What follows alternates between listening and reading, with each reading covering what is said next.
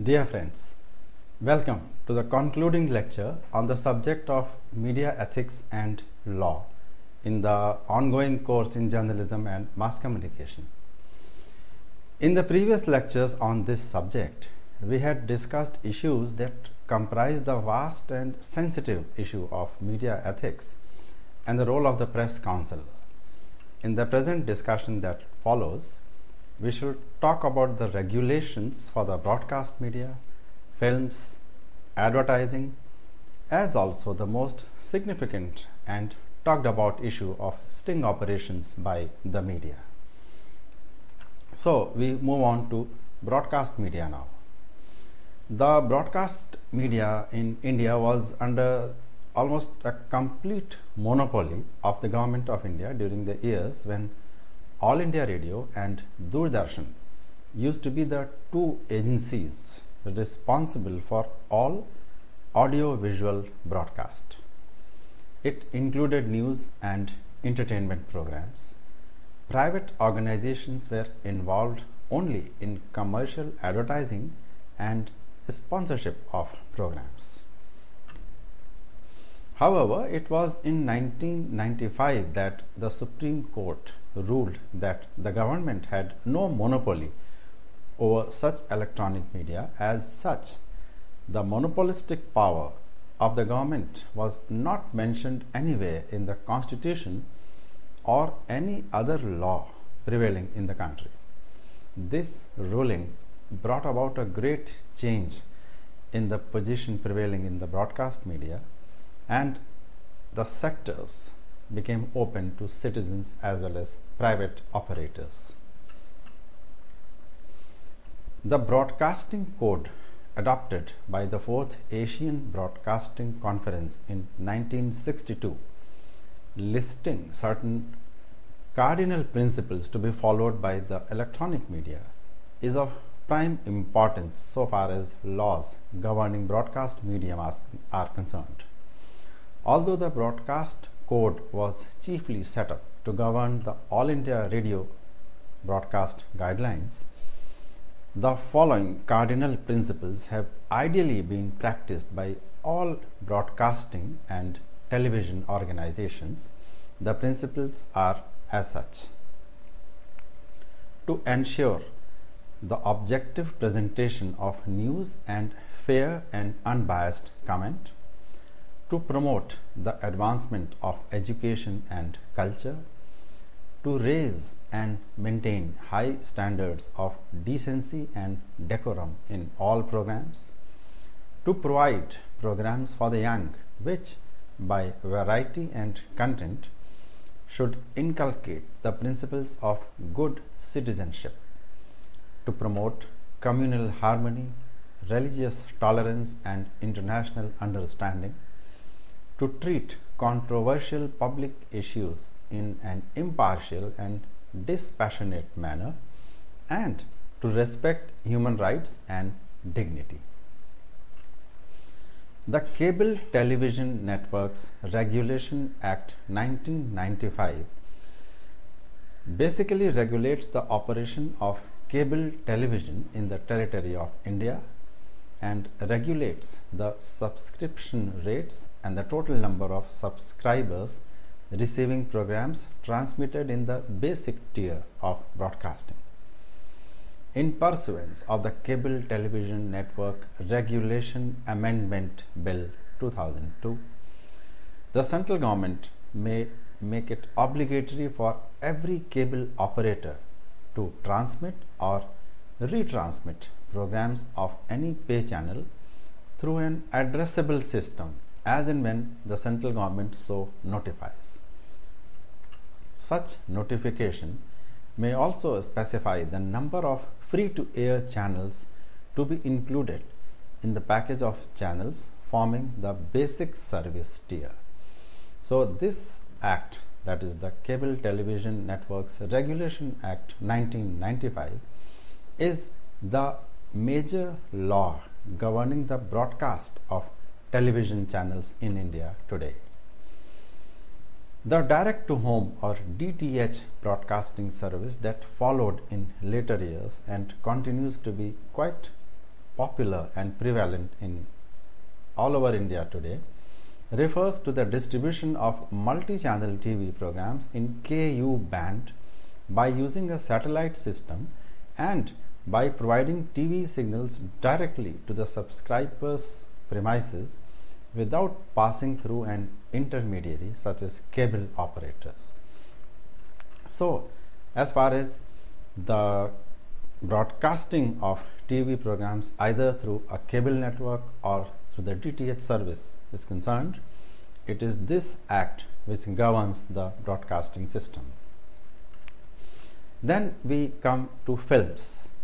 India is one of the largest producers of motion pictures in the world, encompassing three major spheres of activity: production, distribution and exhibition.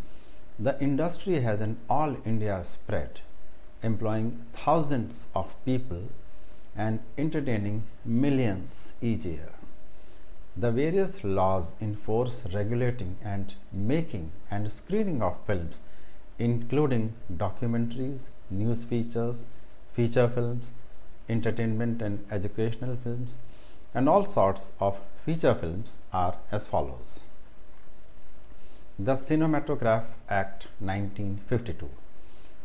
This act makes provisions for a certification of cinematographed films for exhibition by means of cinematograph or the equipment or machinery through which a pre-recorded and processed film is screened on a screen in front.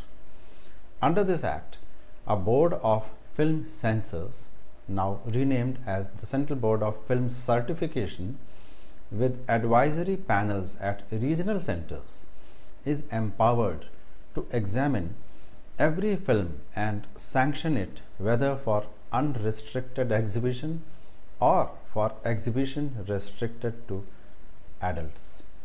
The board is also empowered to refuse to sanction a film for public exhibition. In a very well-known case referred to as the K.A. Abbas versus the Union of India case, the petitioner for the first time challenged the validity of censorship as violative of his fundamental right of speech and expression. The Supreme Court, however, observed that pre-censorship of films under the Cinematograph Act was justified under Article 19(2) on the ground that films have to be treated separately from other forms of art and expression, because a motion picture was able to stir up emotions more deeply and widely, and thus classification of films between two categories, A for adults and U for universal or unrestricted exhibition, was brought about. Later, another category named as UA was added, which meant that minors below the age of 18 would be allowed to view a film only if they were accompanied by an adult, since the contents of the films thus certified were mature and the viewers who were not adults needed some adult guidance to be with them. Then there is the Copyright Act 1957, according to which copyright means the exclusive right to commercially exploit the original literary, dramatic, artistic, musical work, sound recordings, or cinematographic films as per the wishes of the owner of the copyright, subject to the restrictions imposed in the Act. Although this Act is applicable to all the branches of media, in some areas it is specific to this particular segment. In the case of a cinematographed film, to do or to authorize the doing of any of the following acts would lead to the infringement of copyright and will be treated as such. These acts or areas are as follows: to make a copy of the film, to cause the film insofar as it consists of visual images to be seen in public and insofar as it consists of sounds to be heard in public. To make any record embodying the recording in any part of the soundtrack associated with the film by utilizing such soundtrack, and to communicate the film by radio diffusion or through wireless distribution. The Act also makes it a cognizable offense for anyone to sell, hire, distribute, exhibit, possess, or view any unauthorized recordings and prescribes severe penalties, including imprisonment, fines, as well as confiscation of the equipment used for the purpose of such recording and exhibition. The amendments to the Copyright Act also prohibit unauthorized transmission of films on the cable television network. Another act is the Cine Workers and Cinema Theatre Workers Regulation of Employment Act 1981. This legislation affords a measure of protection to those employed in the industry by imposing certain obligations on motion picture producers and theatre owners concerning the former's condition of service. A similar act is the Cine Workers Welfare Cess Act 1981 and Cine Workers Welfare Fund Act 1981. These two acts seek to create means of financial support to cine employees, the seasonal and unpredictable nature of whose employment often leaves them impoverished and helpless. So, we now take up advertising as the next form of media and the laws applicable to it. Advertising communication is a mix of arts and facts, subservient to ethical principles. In order to be consumer oriented, advertisement will have to be truthful and ethical. It should not mislead the consumer. If it so happens, the credibility is lost. Even though an advertisement is supposed to be paid communication with specific commercial interest behind it, it has to be truthful and it has to follow certain laws so that the consumer and the public in general is not misled. In order to enforce an ethical regulating code, the Advertising Standards Council of India, or the ASCI, was set up inspired by a similar code of the Advertising Standards Authority, or ASA, of the UK. The Indian Council follows the following basic guidelines in order to achieve the acceptance of fair advertising practices in the interests of the consumer. The points are: to ensure the truthfulness and honesty of representations and claims made by advertisements and to safeguard against misleading advertising; to ensure that advertisements are not offensive to generally accepted standards of public decency; to safeguard against indiscriminate use of advertising for promotion of products which are regarded as hazardous to society or to individuals to a degree or of a type which is unacceptable to society at large, and to ensure that advertisements observe fairness in competition so that the consumers need to be informed on choices in the marketplaces and canons of generally competitive behavior in business are both served. Other legislations connected to advertising are as follows: the Drugs and Magic Remedies Objectionable Advertisements Act 1954. This act has been enacted to control the advertisements of drugs in certain cases and to prohibit the advertisements for certain purposes of remedies alleged to possess magical qualities and to provide for matters connected therewith. In a well-known case of Hamdard Dawakhana versus the Union of India, the Supreme Court was faced with the question as to whether the Drug and Magic Remedies Act was valid, as it curbed the freedom of speech and expression of a person by imposing restrictions on some kinds of advertisements.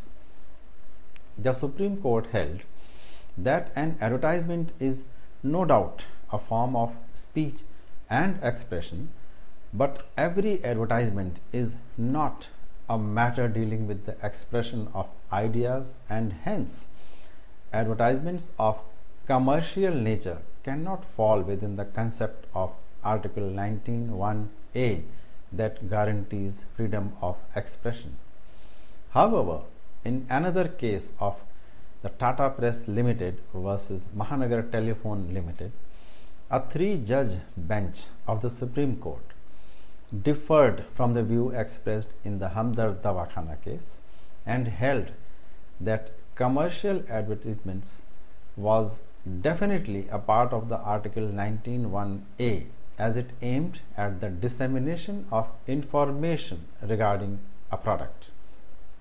The court, however, made it clear that the government could regulate commercial advertisements which are deceptive, unfair, misleading and untruthful. The Advertising Standards Council of India is an industry organization which tries to enforce a self-designed code of conduct, and consumers are encouraged to file their complaints regarding any advertisement which they consider inappropriate in any manner. Another act is the Monopolies and Restrictive Trade Practices Act 1969. This act deals with 5 major unfair trade practices which are related to the media sector.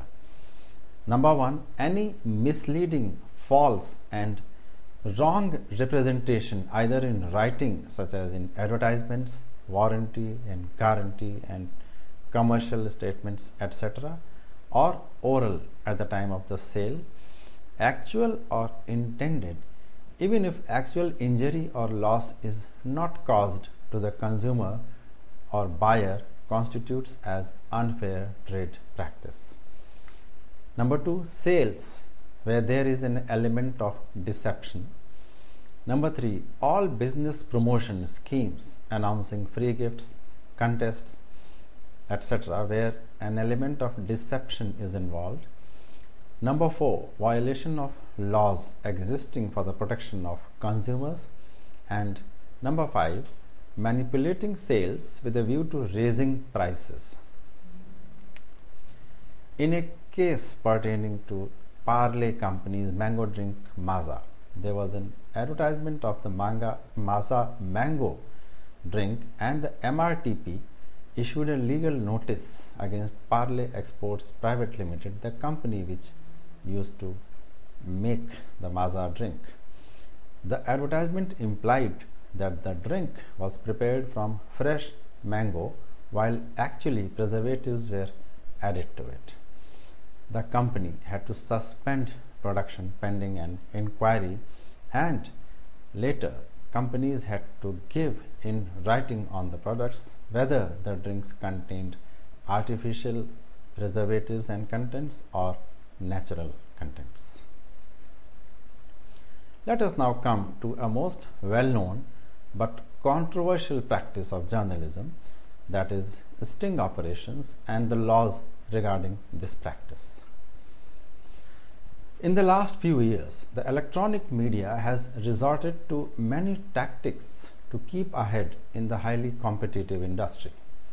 One important aspect is the sting operation.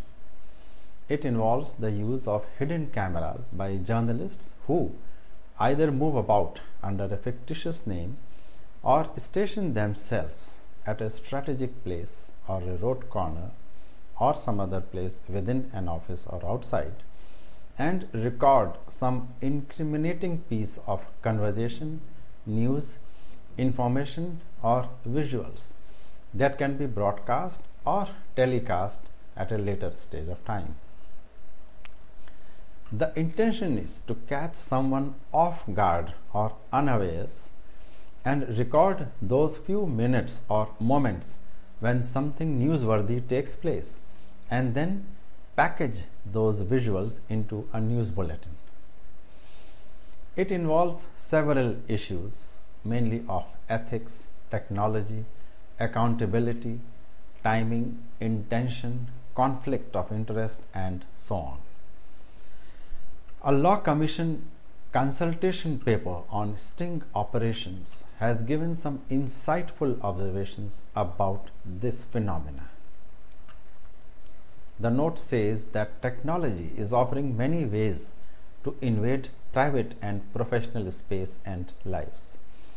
The media, with the help of private entities, is making effective use of such technological opportunity to carry out the sting operations to expose corruption, immorality, exploitation, flouting of the rule of law by those holding public offices, influential persons and businessmen. However, the report noted that in some high-profile criminal cases, the media, by conducting a sting operation and broadcasting the same on TV channels regularly, have been prompted by a motive to play up the emotions and sensationalize the events for a commercial purpose. It has a tendency to generate public opinion in a particular direction, much to the embarrassment of law enforcement agencies. Instances are not lacking where instant SMS polls have been held to decide between guilt and innocence. Such parallel proceedings by the media in a criminal case pending before a court of law can create a forceful impression on the public minds about guilt and might affect a fair trial and uninhibited verdict, which is a part of the constitutional guarantee to every citizen of India. On one hand, sting operations serve the public interest by strengthening the democratic framework by disseminating information about facts of vital interest to society that are not easy to obtain by simple requests or efforts.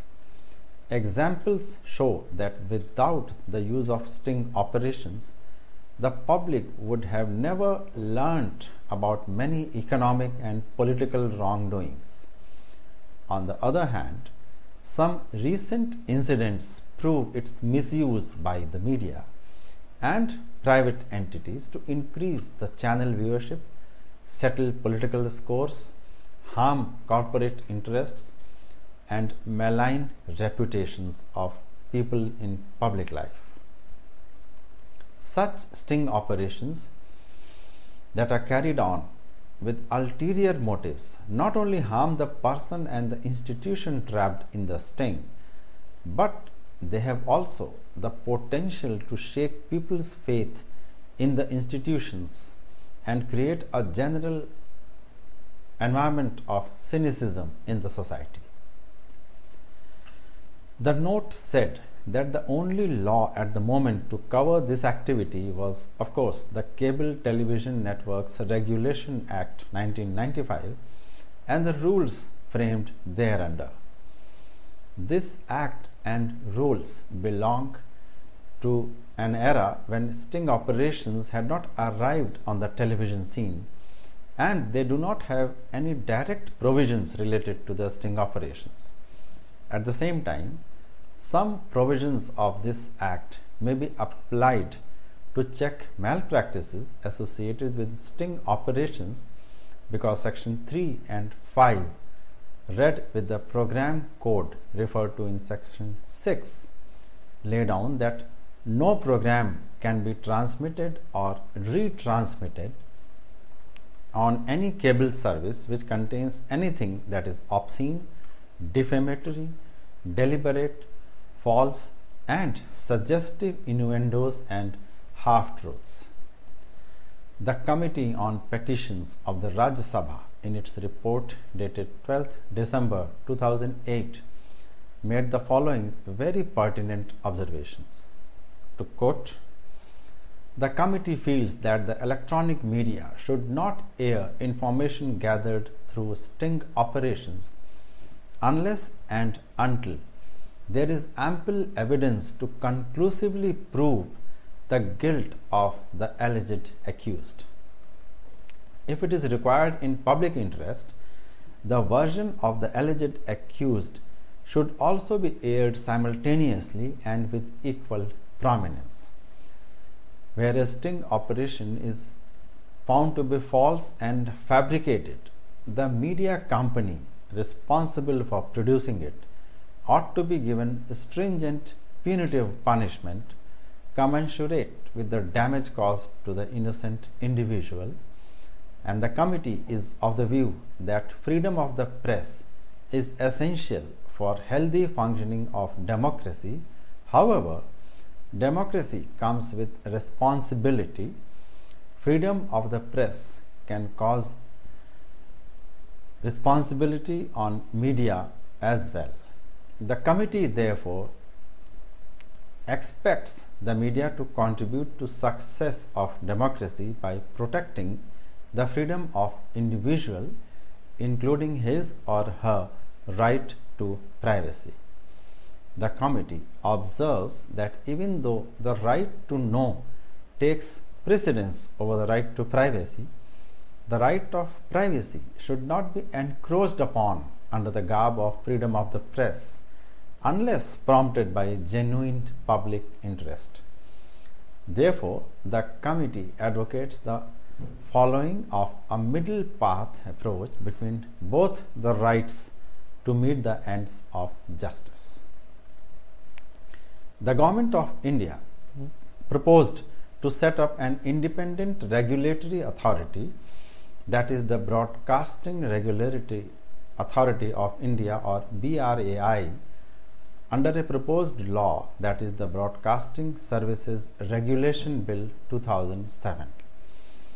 The accompanying Content Code, revised in March 2008, lays down in detail what content can be aired and what cannot, but it has met with strong opposition from the media agencies, companies, channel owners who will prefer self-regulation. It was later agreed that a national broadcasting authority, a statutory body, will be set up, but it will not regulate the content. However, the Ministry for Information and Broadcasting has devised certain non-statutory and informal guidelines and machinery to check objectionable publications or exhibition of material. For instance, an electronic media monitoring center has been set up to undertake monitoring of the contents of various FM radio and television channels for any violation of the program code, the advertisement code, and the provisions of the Cable TV Networks Regulation Act. While so, the News Broadcasting Association, or NBA, has been formed to put in place a self-regulatory mechanism, and accordingly the News Broadcasting Standards Authority, or NBSA, was set up in October 2008. The NBSA consists of an eminent retired judge, eminent editors associated with broadcasting, and eminent persons having special knowledge in the fields of law, education, medicine, literature, public administration, and so on. It has formulated a code of ethics and broadcasting standards governing the broadcasters and television journalists. Broadcaster is defined to mean any association of persons or organization or corporate entity being a member of the NBA who owns, manages and controls a satellite or cable TV channels that comprise exclusively news and current affairs contents or capsules as part of its programming, and the said term includes the editor as well. The said authority, on the basis of a complaint or otherwise, can proceed to hold an inquiry into the alleged violation of code of conduct, and after giving an opportunity of hearing to the broadcaster concerned, may, for reasons recorded in writing, warn, censure or impose a fine upon the broadcaster and or recommend the concerned authority for suspension or revocation of license of such broadcaster.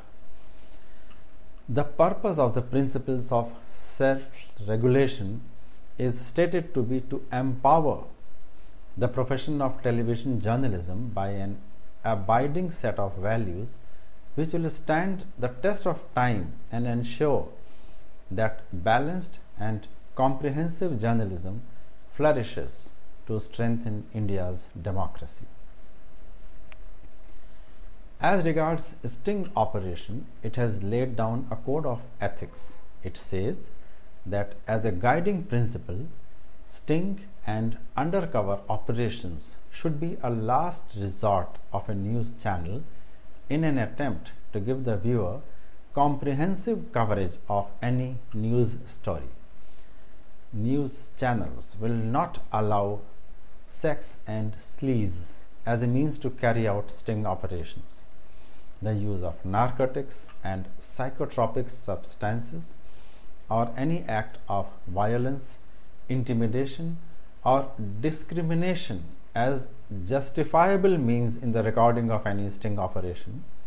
News channels will, as a ground rule, ensure that sting operations are carried out only as a tool for getting conclusive evidence of wrongdoing or criminality, and that there is no deliberate alteration of visuals or editing or interposing done with the raw footage in a way that it also alters or misrepresents the truth or presents only a portion of the truth.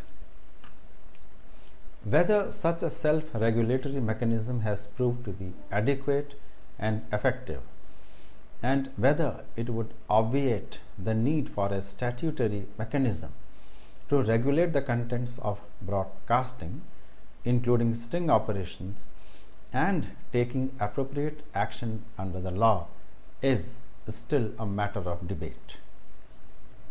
Incidentally, in the UK, the Broadcasting Standards Commission exists as the statutory body for regulating both standards and fairness in text, cable and digital services broadcast over television and radio, both terrestrial and satellite.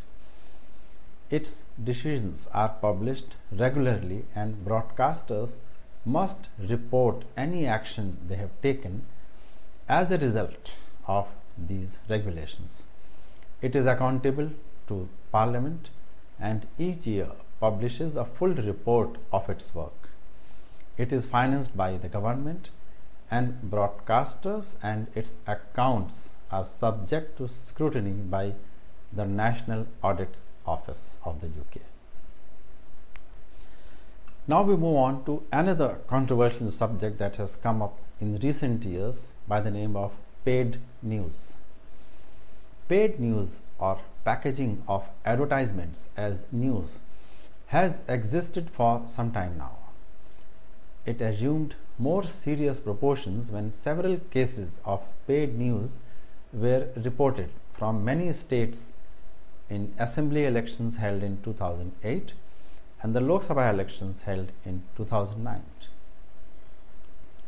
In the most common example of paid news, clients ranging from political parties, individuals, corporates and others pay either the journalist or the media organization itself for putting together content that is passed off as news but is actually dictated by the client. Some media organizations have even institutionalized the whole thing by fixing rates for carrying promotional items, whether related to news, statements, product launches, commercial or political statements, and so on. Paid news actually undermines the basic precincts of journalism. It adulterates news, abandoning the separation between news and advertisements. Thus, it cheats the readers. However, tackling this phenomena is easier said than done. There are a number of ways in which business houses and politicians influence journalists and publishers. Paid news is only one of them. The difference now is that a section of the media is now directly demanding payment for publication of news. In fact, the Election Commission can deal with publication of campaign advertisements in the form of news under Section 10A of the Representation of the People's Act. However, its powers are limited and confined to matters connected to election campaign conduct and coverage. Besides, identification of advertisements masquerading as news is not always easy. Additionally, frivolous complaints cannot be ruled out once the Commission starts taking action on such complaints. During election campaigns, candidates may file complaints against the media which carry adverse comments or reports about them, saying that they were paid for carrying them. Moreover, there are complaints that newspapers refused coverage because the candidates refused to pay them. This is not always easy to prove, though that would always happen in a market where news is being paid for. Many cases could be clinched only if it is proved that money had actually changed hands. This would often require police investigation.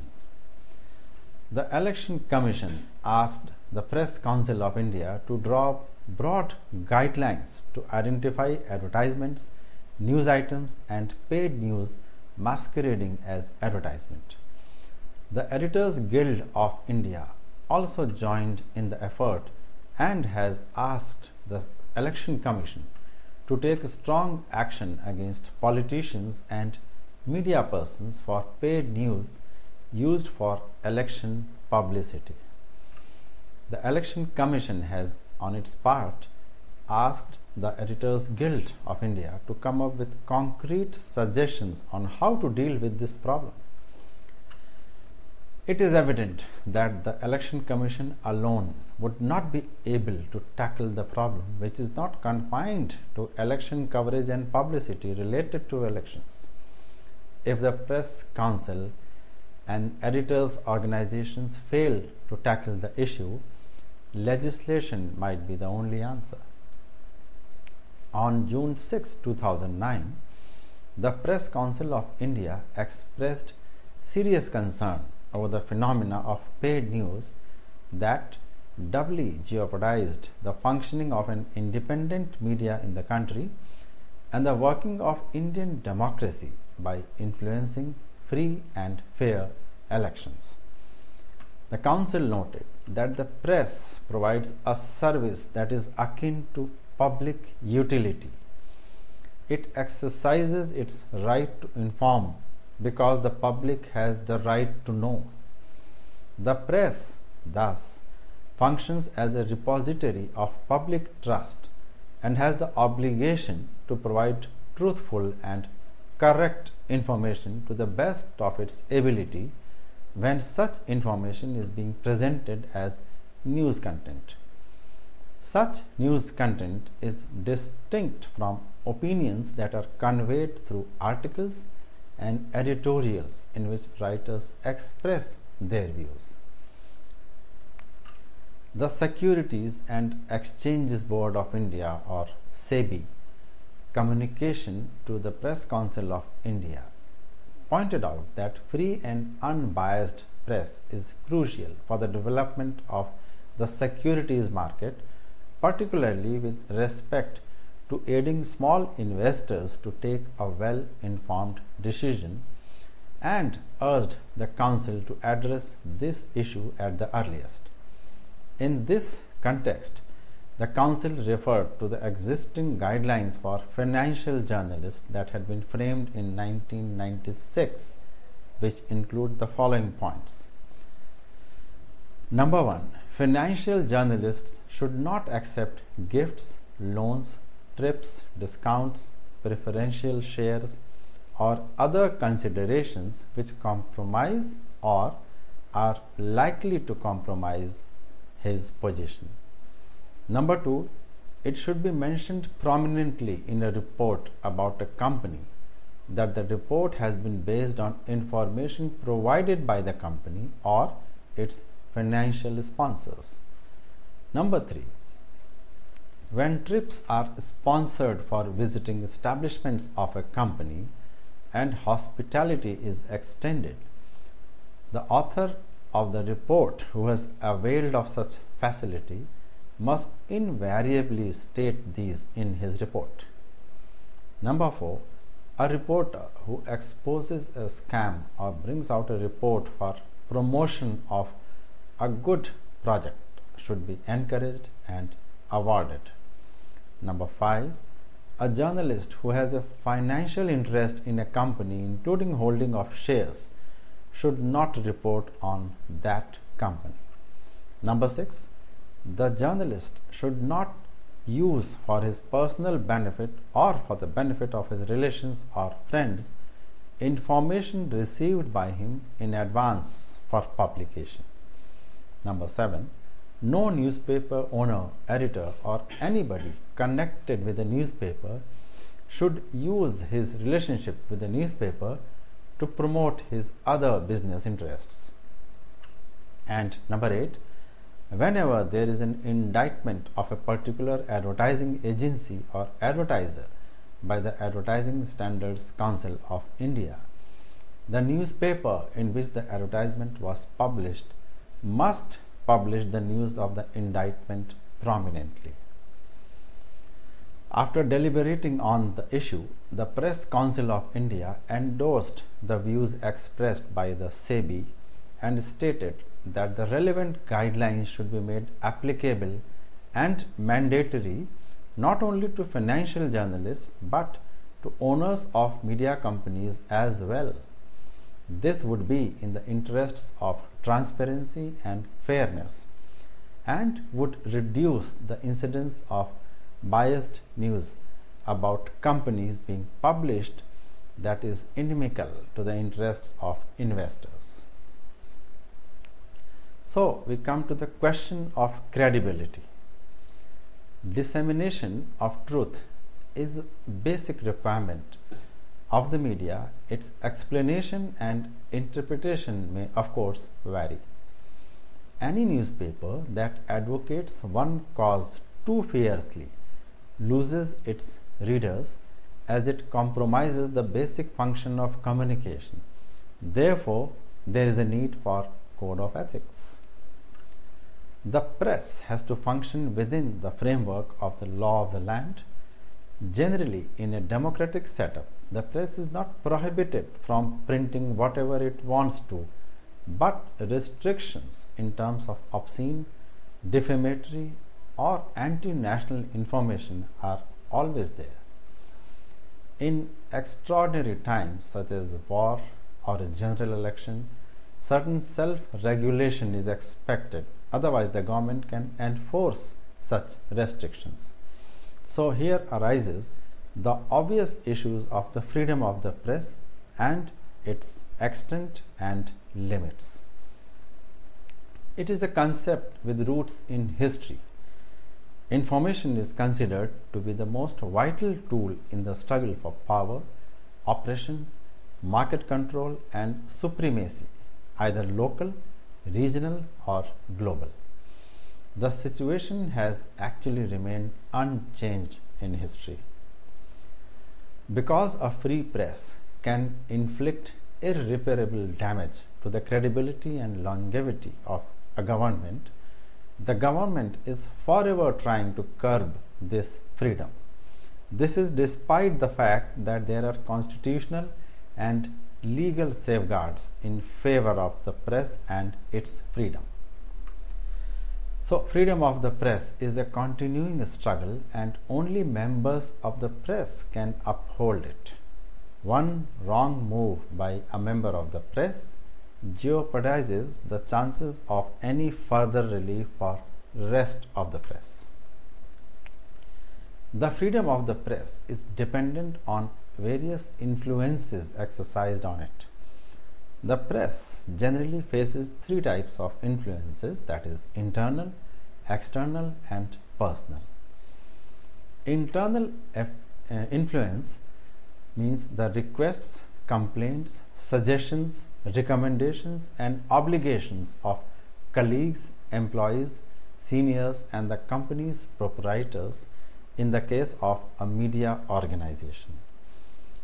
External influence means the request or threats of the news source, the authorities, that is the administration or the police, commercial considerations, one's own family members, relatives and friends. And personal influence means one's own moral values, personal experiences, own sense of guilt, defeat, victory, certain held beliefs such as religious, communal, physical, political or cultural beliefs and superstition. The need for media persons is to rise above these considerations as much as possible, since we all are humans and cannot be expected to act as almighty. Feelings of retribution, justice, fair play, an eye for an eye are very natural in individuals also, and we all become better human beings by accepting that such feelings exist and then rejecting them on merit and in larger interests of society and people. False impressions of grandeur and infallibility can affect journalists in exactly the same way that politicians and film stars are affected. And this has been quite evident in recent happenings. The growing reach and access of the media, both print and electronic, has made many journalists feel that they are not only as powerful as others in the power structure or the power elite, but that they can also do whatever they please, since they are not part of the establishment structure comprising legislature, bureaucracy, judiciary or even the corporate world. With the recent episode of corporate lobbyist Neera Radia, when her conversations with certain well-known print and television journalists on political and corporate news were leaked, it has become more than apparent that a new kind of journalism has completely rewritten the rules of engagement in the profession. For those working with television, the glamour and fame can be overpowering, with the high visibility translating into widespread fan following, fan clubs, enormous following on social media networks, and a celebrity status on the party circuit. News gathered through the corporate conduits slowly and inevitably acquires a legitimacy that eventually allows all lines to be crossed. From this to concluding that news cannot be got any other way is a small step. The trappings of the power work similarly for politicians and journalists. Cut off from the rude realities of the normal world, both begin to live in a bubble of their own making. But whereas the politician, used to voter mood swings, will quickly learn his lesson when the truth hits home, the journalist, not tutored in this art, will react in anger and shock and go into spasms of denial. Journalists who enjoy the limelight must also be prepared for the backlash when it comes.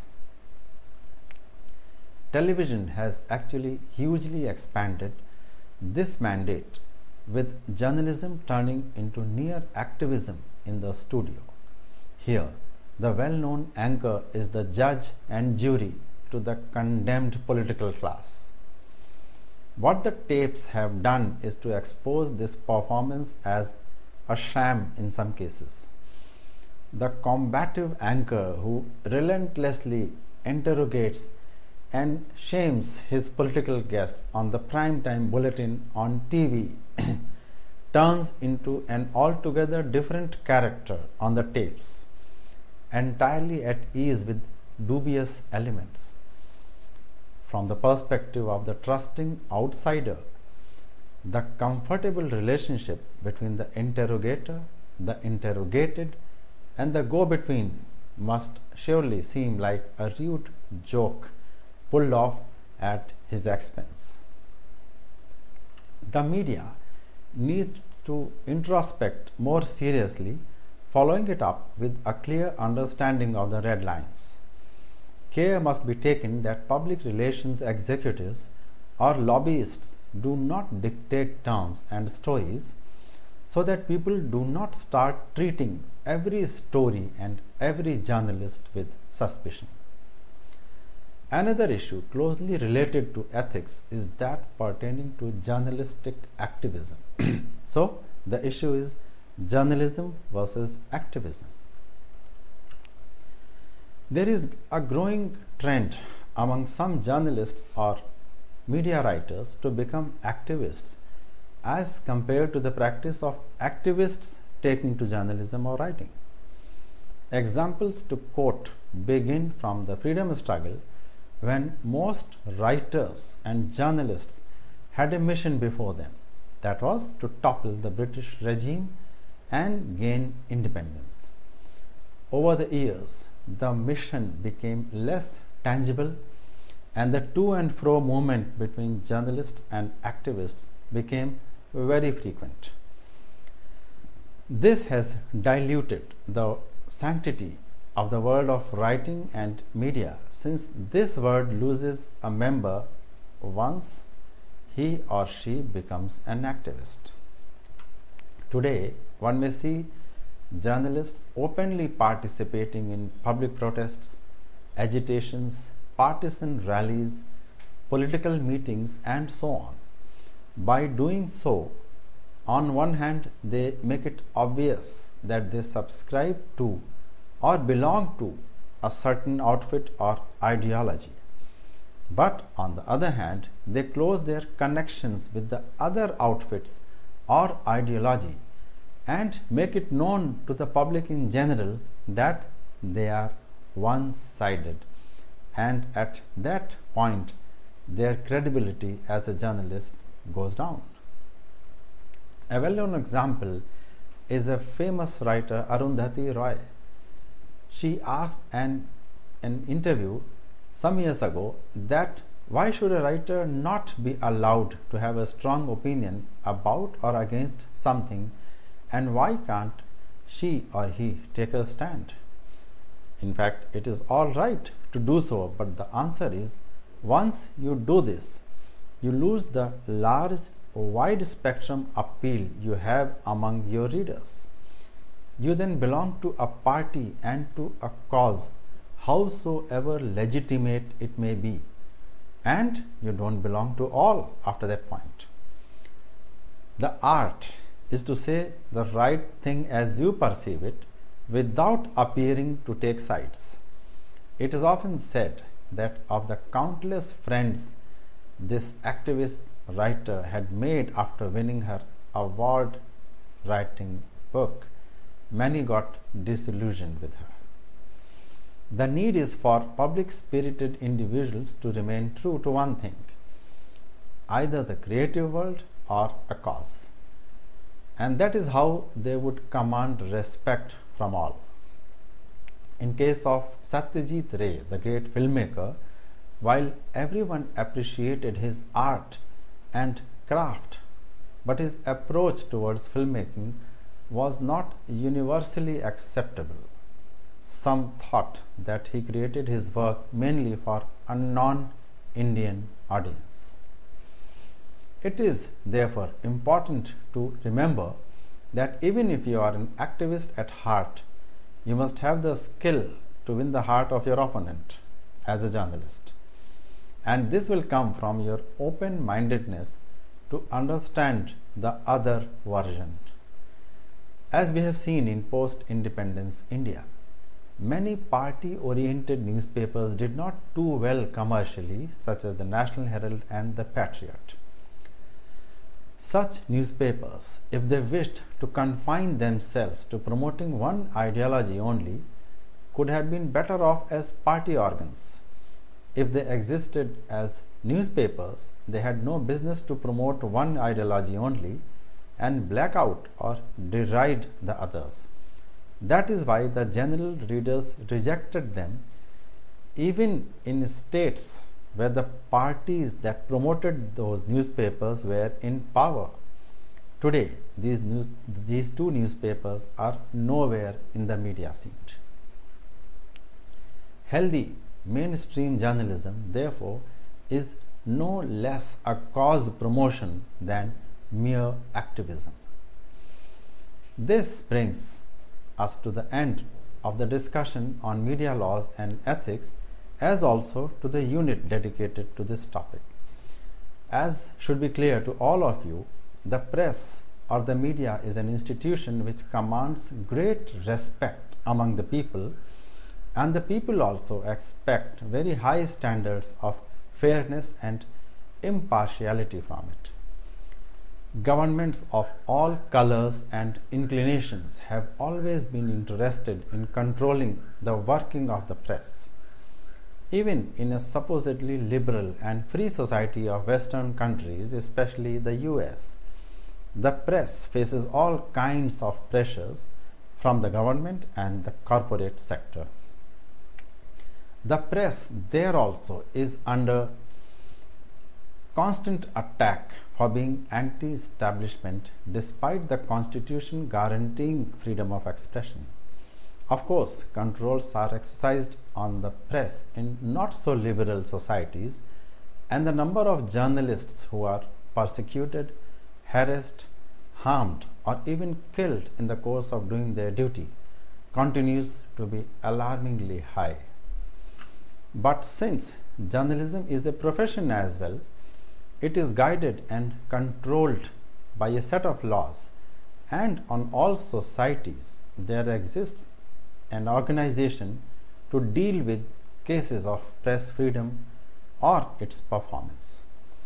With the opening up of societies and economy, as also the development of technology, the media also is getting exposed to charges of partiality or wrongdoing.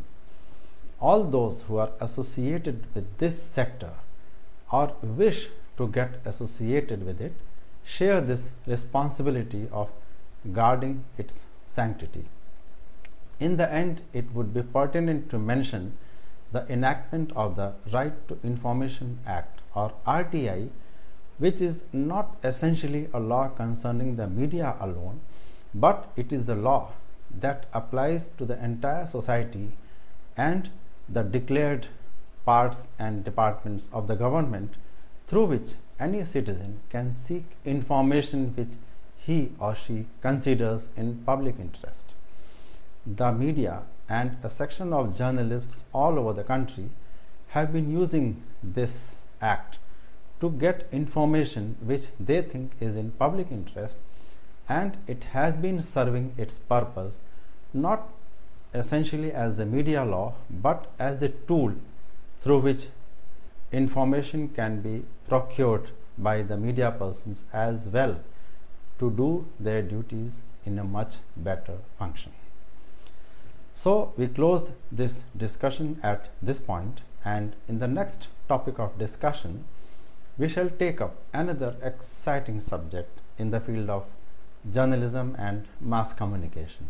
Thank you and my best wishes till then.